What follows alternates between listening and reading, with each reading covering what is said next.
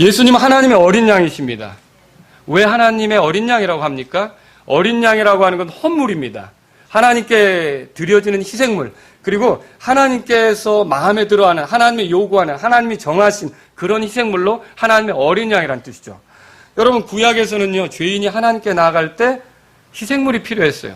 하나님은 그 희생물을 받으면 그 희생물을 드린 죄인을 받으신 걸로 간주하셨던 거예요. 여러분 아시죠? 그래서 아벨이 드렸던 양의 첫 새끼와 그 기름, 또 아브라함이 이삭 대신 순양을 잡아서 드린 거, 그리고 율법에 의하면 여러분 민수기 28장 4절에 보면 아침과 저녁으로 어린 양을 갖다 바쳤는데 이게 다 뭘 의미하는 겁니까? 예수님을 모형으로 보여주는 거죠. 그러니까 죄인들이 하나님께 나아갈 때 이런 헌물이 필요했던 것처럼 죄인인 우리가 하나님과 좋은 관계를 유지하기 위해서는 하나님이 인정한 헌물, 하나님이 정하신 헌물, 하나님이 받으실 만한 헌물이 필요한데 그게 하나님의 어린 양이에요. 근데 그 하나님의 어린 양이 누구라고요? 예수님이시죠. 그래서 예수님을 이 성경은 하나님의 어린 양이라고 합니다. 근데 여기서 예수님은 세상 죄를 제거하는 하나님의 어린 양 그랬어요. 여기서 세상은 뭘 말하죠? 온 인류를 말합니다. 죄인 아닌 사람 있습니까? 죄 없는 사람 있습니까? 의롭다고 이렇게 완전하게 선언해서 하나님과 마주 앉아가지고 이 사람에겐 털끝만큼의 흠도 없다, 이렇게 말해서 완전히 하나님처럼 의로운 자가 있습니까? 없죠. 이 세상에 태어난 사람은 아담의 후손은 아담부터 시작해서 다 죄인이죠. 죄인이란 말입니다. 그래서 여기 세상은 온 인류를 말합니다. 근데 세상 죄를 제거하는 그랬어요. 죄를 단수로 처리했어요. 이렇게 단수로 처리한 건 모든 세상의 죄를 하나로 묶어서 예수님께서 처리하신다는 거죠. 그게 예수님께서 그것을 다 다루시는 부분이 돼요. 그런데 여기서 이제 지고 간다라고 하는 번역 때문에, 지고 간다는 말이 틀린 건 아니지요. 그런데 이게 뭐냐면 이런 번역 때문에 예수님께서 죄를 짊어지고 가는 기간을 침례자 요한부터 시작해서 길게 지고 가는 줄로 생각한다는 거죠. 절대 그거 아닙니다. 예수님께서 세상 죄를 지신 것은 답을 말하면 십자가에서 지신 겁니다. 여러분 그렇게 알아야 돼요. 예수님께서 세상 죄를 지고 간다는 이 표현의 오해로 침례자 요한이 인류의 대표자로서 예수님께 죄를 넘겼다고 해요. 예수님께 죄를 넘겼다는 거죠. 근데 여러분, 구약의 제사장들이 속죄일에 그때는 양이 아니고 염소입니다. 2마리 염소를 뽑아서 제비를 뽑는데 하나는 하나님 앞에 헌물로 죽이죠. 그리고 다른 하나는 어떻게 합니까? 속죄 염소라 그래서 우리가 옛날 아사셀 그렇게 들었죠. 이제 우리 성경에는 속죄 염소로 되어 있습니다. 이 염소는 풀어주죠. 근데 풀어주는데 어떻습니까? 이제 죄를 이렇게 제사장이 안수하고 이스라엘 백성의 죄를 넘기죠. 찾을 곳이 없도록 그렇게 간다는 의미입니다. 그래서 이 2마리의 염소는 다 같이 희생되시는 어린 양, 죄를 짊어지시는 어린 양 이렇게 보여주는 게 맞죠. 그죠? 그래서 우리의 죄를 더 이상 하나님께서 찾으실 수 없도록, 그렇게 기억하지 않도록 완전히 속죄 사건을 통해 죄 문제를 해결해주는 예수님을 보여주기 위해서 이 사건이 있었단 말입니다. 그렇죠? 그런데 만일 예수님께서 우리의 죄를 짊어지시는 그 일이 침례자 요한 때 일어났다고 한다면요, 여러분 잘 생각하셔야 돼요. 예수님께서 물에서 올라오실 때 하늘에서 이는 내 사랑하는 아들이요 내 기뻐하는 자라는 말씀을 하시지 않습니다. 예수님도요 물에서 올라오시면서 나의 하나님 어찌하여 나를 버리십니까? 그렇게 하셔야 됩니다. 왜냐하면 죄가 얹어지면 하나님께서 고개를 돌릴 수밖에 없어요. 죄가 얹어지면 하나님은 진노를 쏟아부을 수밖에 없는 거죠. 자, 사실 이 사건은 언제 있었습니까? 십자가에 있었죠. 그때 우리의 죄를 짊어지셨을 때, 죄를 십자가에서 지고 가실 때 하나님께서 어떻게 하셨어요? 고개를 돌리셨던 거죠. 진노를 쏟아부으니까 아들이실지라도 너무 그게 하나님의 대우가 조금도 봐주시는 것이 없이 엄격하게 죄를 다루시니까 엘리 엘리 라마 사박다니 하잖아요. 나의 하나님 어찌하여 나를 버리셨나이까 이렇게 하잖아요. 그렇게 말하자면 요한이 그렇게 했을 때 예수님이 죄를 딱 짊어졌다면 바로 그 순간 그렇게 됐을 거라는 거죠. 죄를 짊어지고 예수님이 움직이는 거 꼴도 보기 싫은 거죠. 그런데 매 순간마다 이 변화산에서도 뭐라 그랬어요? 이는 내 사랑하는 아들이 내 기뻐하는 자라. 너 저의 말을 들으라. 여러분 그렇죠? 그래서 여기서 이렇게 생각하시면 안 됩니다. 예수님께서 세상 죄를 짊어지신 거, 세상 죄를 없애신 거, 이건 언제 있었느냐? 그분이 고난당하실 때, 십자가에서 있었다는 걸 믿으시란 말이죠. 십자가에서 있었던 것입니다. 예수님께서 십자가에서 못 박히신 이유는 유대인들의 시기나 빌라도가 물러 터져가지고 그게 아니라 하나님의 입장에서 하시려고 하는 일에 그 성취를 위해서 예수님이 십자가에서 죽으신 겁니다. 하나님은 뭘 하시길 원하냐면 우리의 죄를 예수님에게 올려놓고 하나님께 진노를 당하게 하심으로 우리가 당할 진노를, 우리가 당할 저주를 예수님이 대신 다 당하도록 하신 거죠. 그 십자가 사건이 그래서 있었던 것입니다. 자, 그럼 여러분이 그런 말씀 들어보신 적 있습니까? 읽어드립니다. 이사야서 53장 6절에 우리는 다 양 같아서 길을 잃고 각각 자기 길로 갔거늘 주께서는 우리 모두의 불법을 그에게 담당시키셨도다. 이때 이 사건이 어느 때를 두고 하는 말입니까? 십자가 사건을 두고 하는 말이죠. 이사야가 십자가에서 예수님이 우리 죄를 담당하실 거라는 것을 그 예언적으로 말씀하는 거 아닙니까? 그리고 또 들어보십시오. 그러므로 내가 그로 하여금 위대한 자들과 몫을 나누게 하리니 그가 강한 자들과 노력한 것을 나누리라. 이는 그가 자기 혼을 쏟아부어 죽기까지 하며 범법자들과 함께 계수되었기 때문이니라. 그는 많은 사람들의 죄를 담당하였으며 범법자들을 위해 중보하였느니라. 이게 어느 때 얘기하는 겁니까? 요르단강입니까? 십자가입니까? 십자가죠.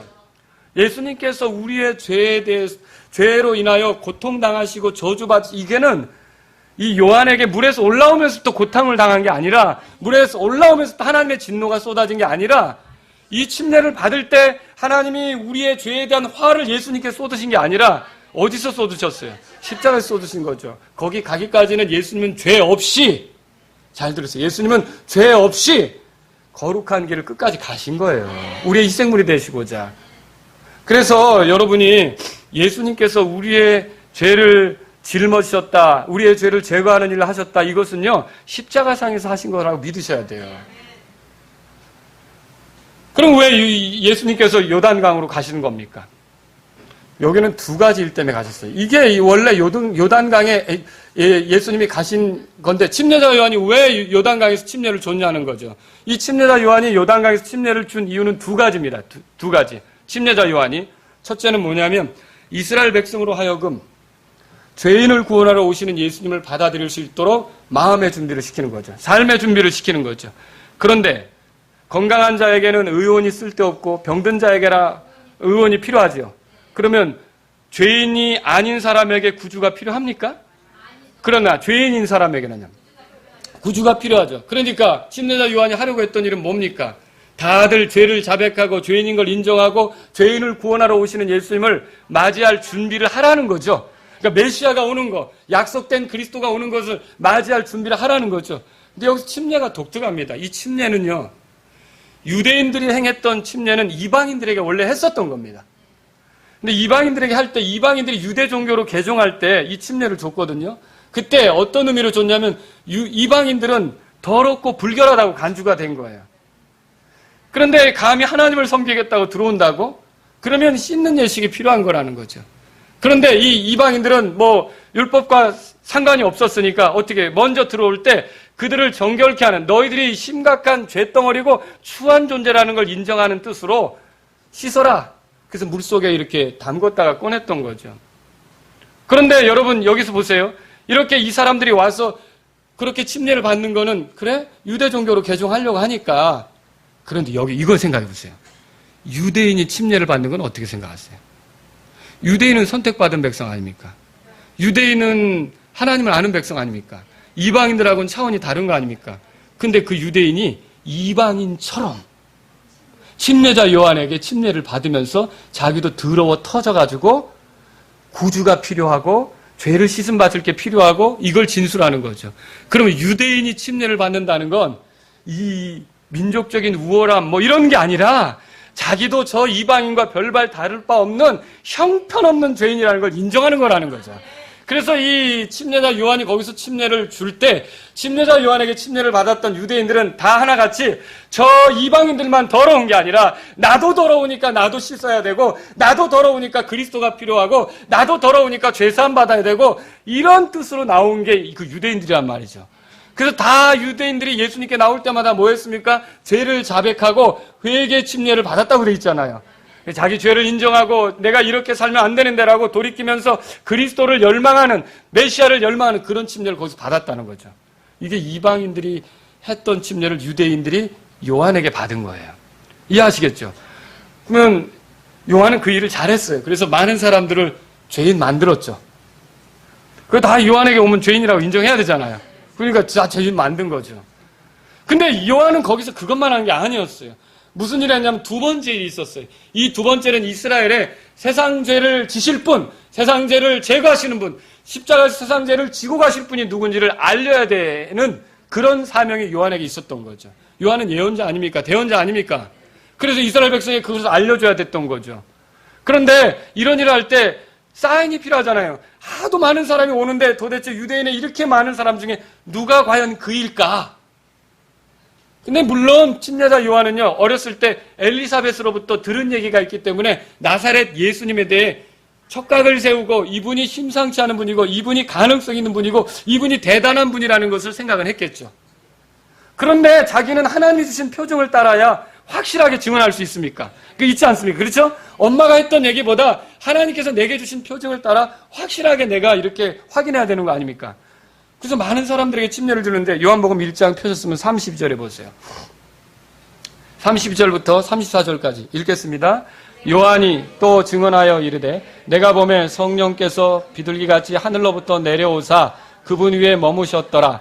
자, 나는 그분을 알지 못하였으나 나를 보내어 물로 침례를 주게 하신 분 바로 그분께서 내게 이르시되 성령이 누구에게 내려와 그 위에 머무는 것을 내가 보거든 바로 그가 곧 성령으로 침례를 주는 분이시라 하셨기에 여러분 그 요한 보고 요르단강에서 침례를 주라고 하신 분 하나님 아니십니까?